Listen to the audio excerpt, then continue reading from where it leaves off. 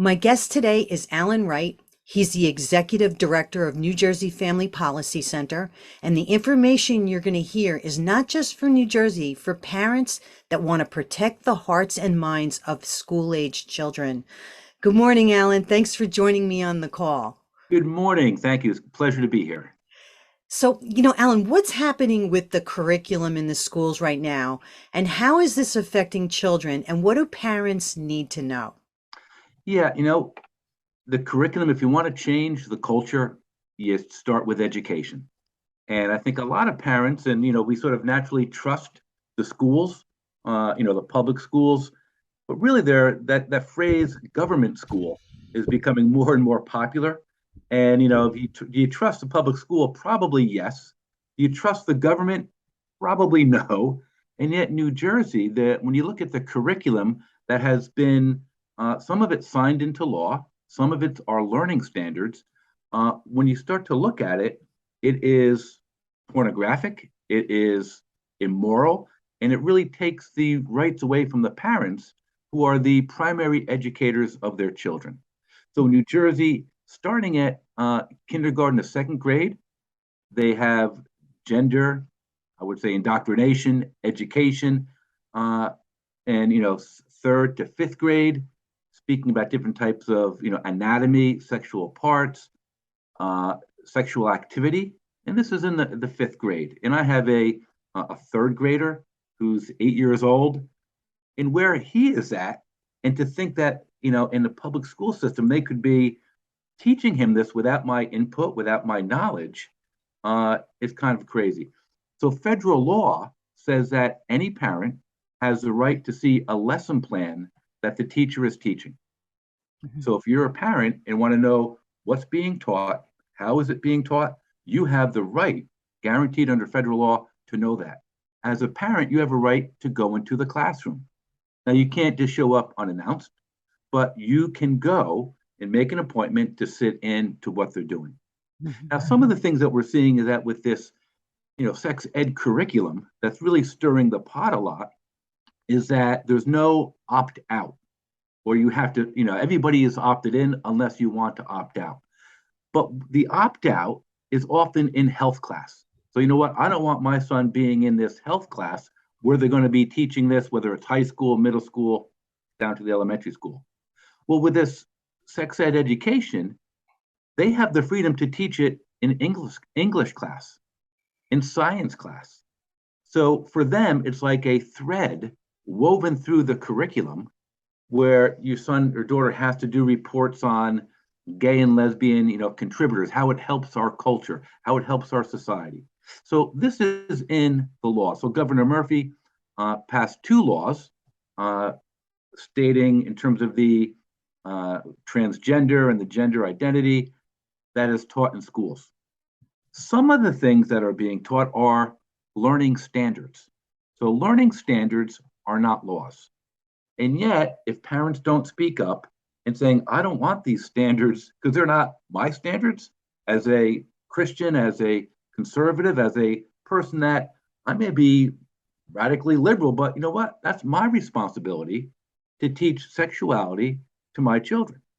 And why is it being done in school? So, for me, the bigger picture, we've had 2 years pretty much of learning loss due to COVID.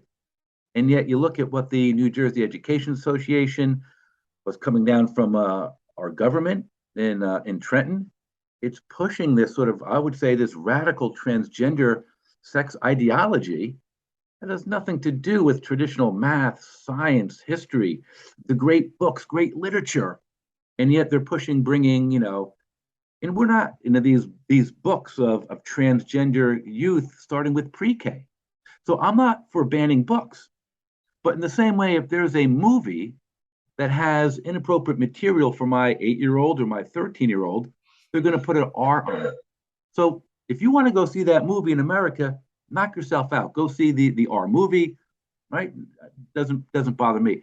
But don't show it to children. Yeah. So these books, we're not banning books, but we're just saying this is not appropriate. And again, when you look at some of them, if I were to take some pictures of what's in these books and send it to you, I'm sure I could be arrested for Megan's Law. right? It's pornographic. It's explicit. It's not stick figures. And so that's what's, as I was sort of speaking before, whoever got involved in a school board meeting before, they set the budget, they get some books, they help the school sports. But now parents are saying, hey, these boards are approving these standards. And oh my gosh, these books, what they're talking about, they're graphic. And yet, again, that's sort of what's going on. So it's a very, slippery slope. And they are, I would say, the other side. And this is funded by Advocates for Youth, Planned Parenthood. They can put millions and millions of dollars into this. And most Christians are just unaware. You know what? It makes me think about like how parents, like, they just can't release their child into school and not know and not pay attention to what they're being taught. Like back in the day, you could send your kid to school and you knew this was what it was being taught. But the things that they're teaching them right now, how are they edifying them? They're not. Parents need to step in. They need to know what's going on in school and they need to pay attention and question it. They need to question this. Is this what you're teaching my child? I understand there's a lot of fathers that are really concerned about this matter. Yeah, and I think there is a crisis of manhood. In our country, often what you see, the YouTube clips or whatever, they're strong women, and I think it's time for men as well. Again, I love sports. I've coached sports in high school, so often it's like, okay, who's the coach? What strategy are you using? I want to be there. We need that same diligence when it comes to the curriculum of our students, because again, the state law says that you can have a child in your class who's 11, 12 years old, and their name is Robert, but they want to be called Roberta. And they're going to be taken and go through this, given hormone blockers and all this stuff. I can't tell the parent. I get to say to the parent, your son Robert, but in class, I have to identify him as Roberta, as a 12-year-old. And I can't tell them, what your son is being taken to a doctor to go through this, sexual transition that's, will render that person sterile, so I know I live in Basking Ridge. So in some local towns, one school, I know there's a very affluent school, has 11 kids going through that.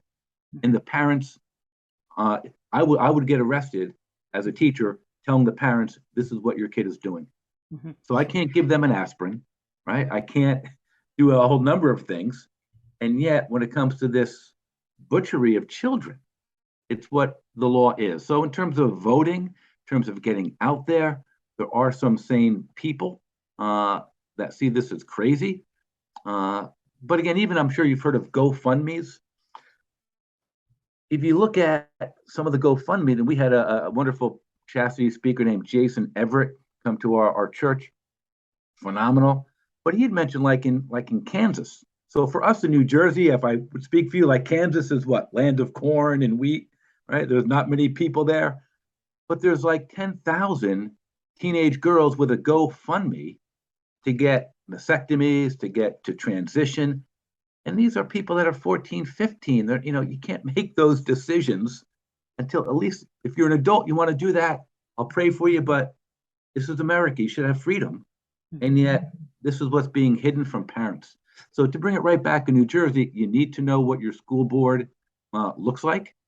And again, if you have your children, I homeschool one of our sophomore in high school, and we have 2 in Catholic school, so I know what's going on there. But get involved. But how about their friends, their kids on their sports teams? Who's competing? You got to get involved. So elections do matter. And I think I'm glad that the pot is sort of stirred. Often you hear about this red wave because of some of the craziness in the political world nationally.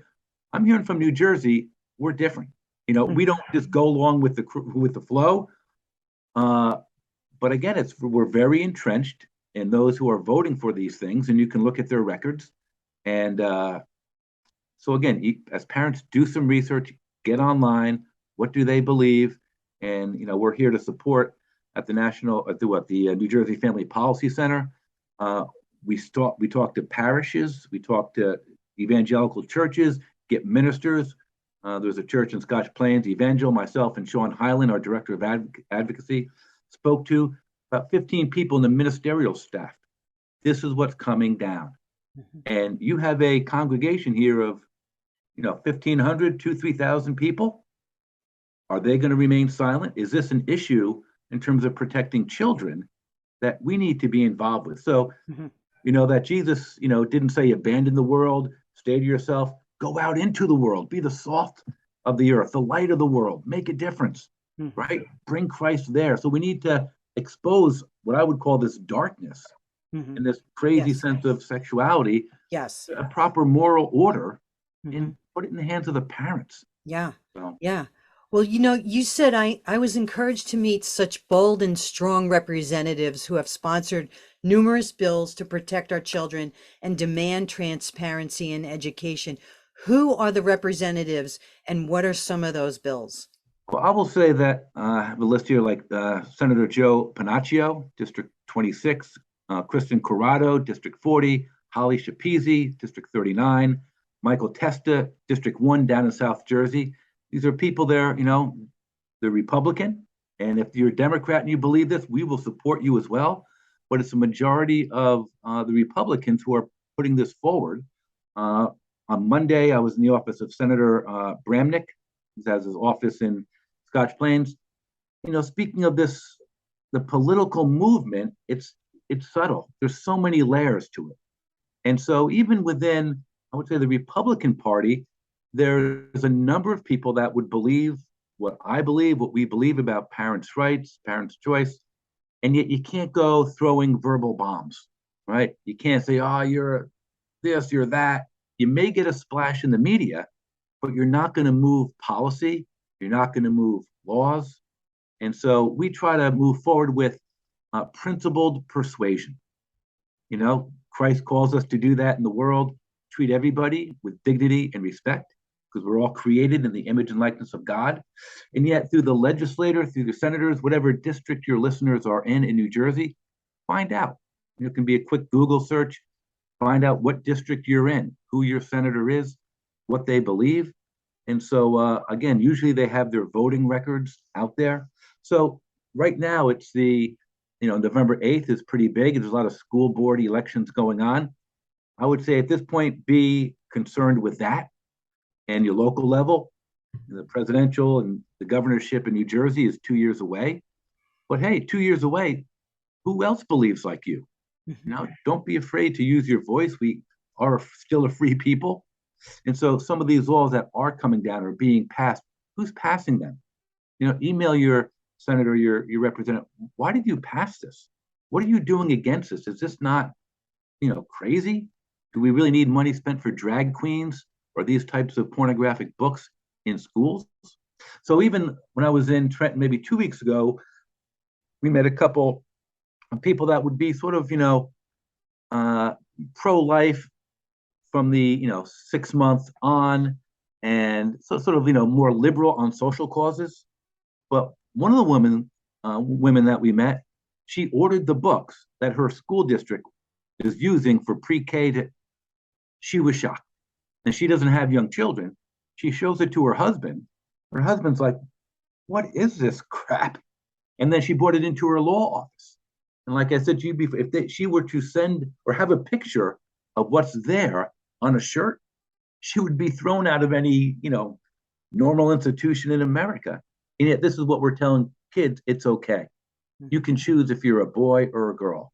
So again, the whole sort of biblical worldview in our culture, society, which is, through all cultures have been going on for, millennia, is just being tossed out very quickly.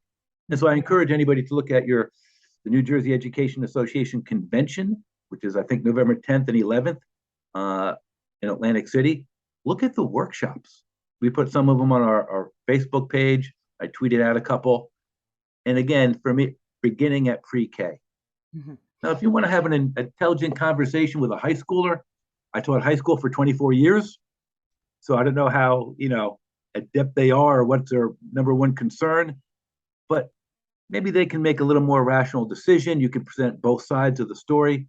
Trust me, there are not both sides of the story when it's only this sort of really radical agenda that's being pushed forward. So. Mhm. So, how can parents, if they want to know more about what you're doing and some of the things that, you know, that you're pushing and trying to get through, how would they contact you? Good. So my name is Allan Wright. So just A Wright, WRIGHT at New Jersey Family Policy Center. So we just have the abbreviation njfpc.org. That's my email. And we have a gala coming up November 16th. We have the Honorable Betsy DeVos, former Education Secretary. And I'm just reading her book and just an advocate for school choice. And also Coach Joe Kennedy, who recently won a Supreme Court case to protect his right to pray at school. And so November 16th, we have a gala in Garfield, New Jersey. Come and support us that way, because we are the ones that are fighting, that are going down to Trenton, gathering with churches, school boards, endorsing people running for school boards. And we find out, okay, this is what they're willing to write. This is what we believe. And so, again, we're pro-life, and we are a place where God is honored, families' rights are respected. And again, we've been around in New Jersey for, I think, 27 years. It started out in Colorado by Focus on the Family, and now we're in about 41 different states. So again, you see what the homeschooling community does. And when I was going to school, homeschoolers were sort of that the weird kid that why are they doing this? But now there's, I think, close to about 3.8 million families that are choosing to homeschool. They're getting into college. They're getting scholarships. The average cost of homeschooling is $700 to $1,800 per student annually. Mm-hmm. I know not all parents can do that, but you think of some of our wealthier districts where they're spending $17,000, $18,000, $20,000 per student, and what results are we getting?